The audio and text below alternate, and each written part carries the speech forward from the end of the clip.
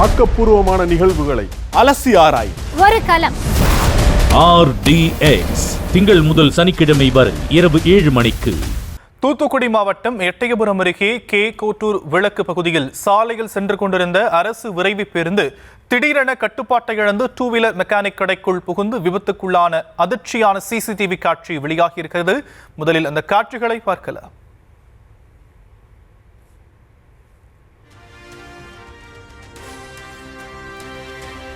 இது பற்றிய விவரங்களை நம்முடைய செய்தியாளர் ராமமூர்த்தி வழங்க நாம் கேட்கலாம். ராமமூர்த்தி, விவரங்கள். வணக்கம் சியாம்.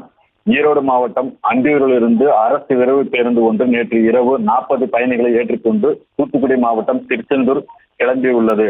பேருந்தை ஓட்டப்படாரும் இந்திரா நகரைச் சேர்ந்த துரிமுத்து ஓட்டி வந்துள்ளார்.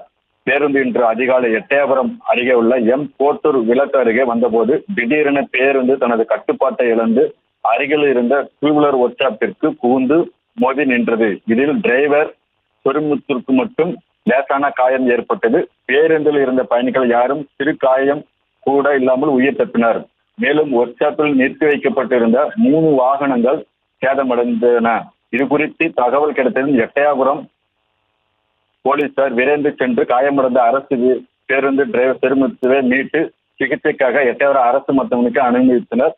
பயணிகள் மற்றும் பேருந்து மூலம் திருச்செந்தூருக்கு மாற்று பேருந்து மூலம் திருச்செந்தூருக்கு அனுப்பி வைக்கப்பட்டனர். மேலும் விபத்து குறித்து வழக்கு பதிவு செய்து விசாரணை நடத்தி வருகின்றனர்.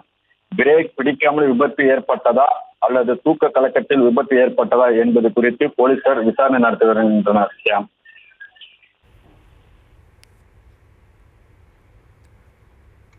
விவரங்களுக்கு நன்றி ராமமூர்த்தி. ஆக்கப்பூர்வமான நிகழ்வுகளை அலசி ஆராய் ஒரு களம். RDX திங்கள் முதல் சனிக்கிழமை வரை இரவு 7 மணிக்கு.